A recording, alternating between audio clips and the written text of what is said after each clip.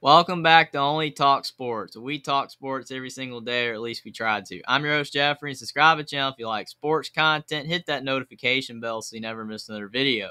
Now, I'm going to go over the Big Ten ACC Challenge results and go over what were the biggest takeaways from all the games. And this is the last year of the Big Ten ACC Challenge, and we'll go and talk about why it is leaving and the new ACC SEC Challenge that's going to be born from it. Virginia Tech beat Minnesota 67-57. Virginia Tech is now 8-1. Minnesota's 4-4. Virginia Tech played really well in this game. Justin Mutz and Grant Basile played very well. And on the Minnesota side, Jameson Bow and Dawson Garcia, the two best players for Minnesota, did not play too well, and that's why they didn't win. Northwestern got destroyed to Pittsburgh 87-58. Pittsburgh is now 6-3. Northwestern is 5-3. Pittsburgh's got some decent players. Jeff Capel's team played really well. In Northwestern, Chris Collins, he's really missing Pete Nance, who is now at North Carolina, and Ryan Young, that's now at Duke, and he really misses both those players, and Northwestern is really struggling right now. Now on to the Tuesday games. Maryland beat Louisville 79-54. Kevin Willard, in his first season as the Maryland head coach, he's doing really good right now. Maryland is undefeated. Obviously, the competition that they have played is not too stiff so far. But Louisville's really struggling in Kenny Payne's first season with all the infractions and stuff that has happened to Louisville in the last few years. It's really affected them, and they've hit rock bottom. But Maryland played really well. Dante Scott and Jameer Young, very good players for Maryland. And on the Louisville side, Brendan Huntley Hatfield is transfer that they got from Tennessee, did not play too well, and Louisville now is 0-7, and Maryland is 7-0. Illinois, they beat Syracuse 73-44. For Jim Boeheim, Syracuse is really struggling right now. NIL has not been their friend. Syracuse is just really struggling to get wins right now, and they just do not have the talent that they used to. They are now 3-4, and Illinois is now 6-1, and they're playing really good basketball right now. And Brad Underwood's got a lot of good players and a lot of transfer portal players that he was able to get. Matthew Mayer and Terrence Shannon, two transfers, are really helping Illinois out, and Illinois took care of business against Syracuse. Clemson beat Penn State 101-94 in double overtime. This was actually a really good game. Both teams fought really hard. It's a very underrated game in the Big Ten ACC Challenge. Both teams are now 6-2. Seth Lundy for Penn State played really well, and Jalen Pickett. And Clemson, Hunter Tyson and P.J. Hall were the stars for Clemson. This was a really good game, and Clemson was able to pull out the win in double overtime. Really good win for Brad Brownell.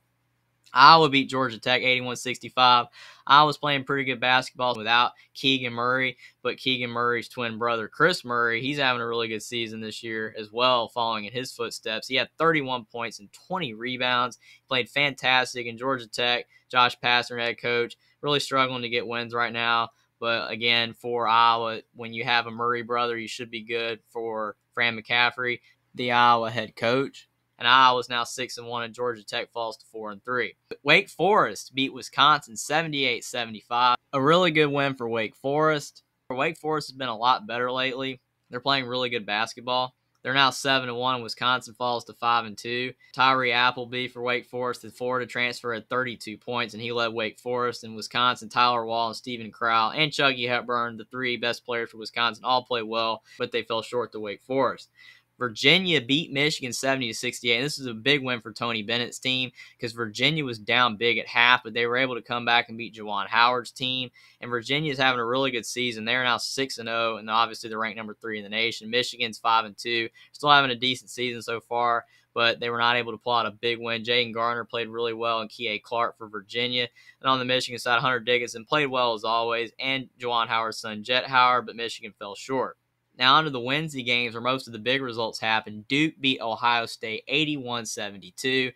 Duke was able to bounce back and finally get a ranked win at home, which is a lot easier to do than on the road, but still a really good win for John Shire. Ohio State falls to 5-2, and Duke is now 7-2.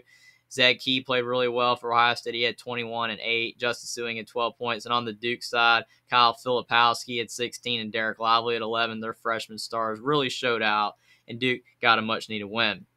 Purdue beat Florida State 79-69. And Purdue was really struggling in this game, and they were actually losing at many points in this game. But Matt Painter, his team found a way to win. They're now 7-0. Zach Edey had 25 and 8. He played fantastic. Braden Smith had 13 points, and Foster Loyer had 11 points. And Florida State, unfortunately for Leonard Hamilton, his team is 1-8. They are really struggling this season. Cameron Fletcher, he had a decent game. Matthew Cleveland played really well, but Florida State's really struggling right now, and they really need to turn it around, or there's going to be a long season.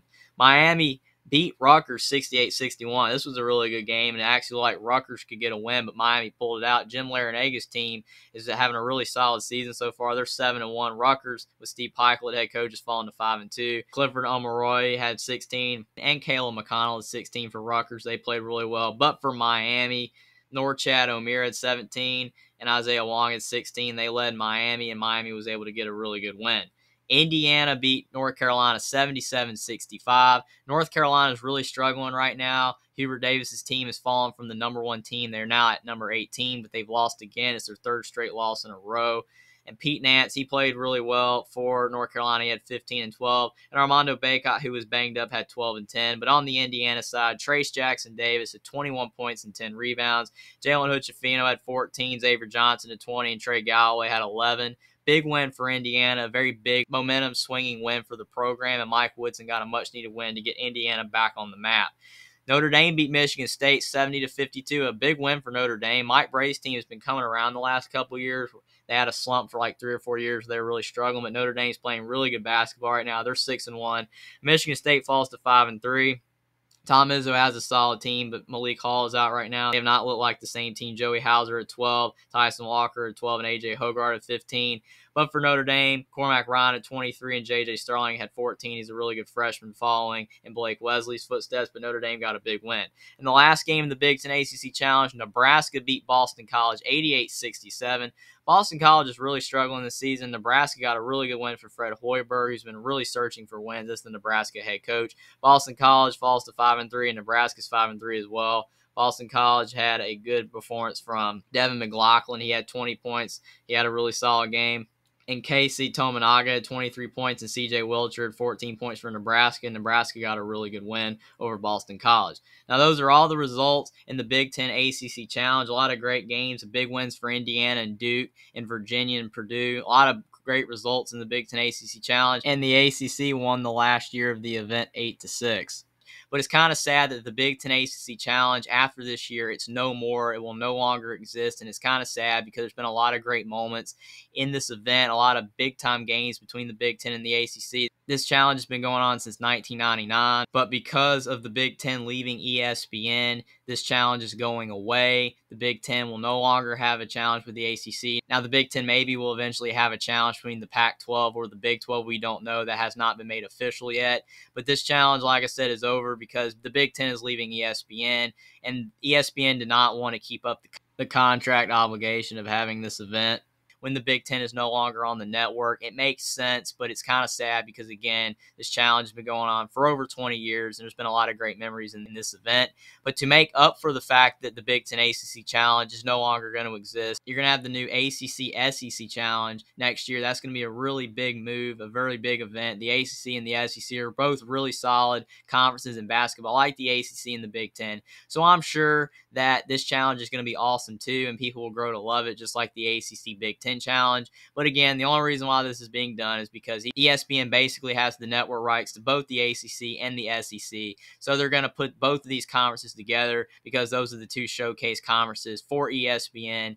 And I know why it's being done, but again, it is still sad that because the Big Ten is going to Fox, NBC, and CBS exclusively, that they had to get rid of it. I was hoping they could work something out where you would have the Big Ten games maybe just being on Fox and the ACC games would still be on ESPN, or they would just have the Big Ten on ESPN the once a year, but it didn't work. But I'm sure the ACC SEC Challenge will be really good. It might even end up being better than the ACC Big Ten Challenge. It might even be better because both these conferences are playing really good in basketball right now, and the event could be really great.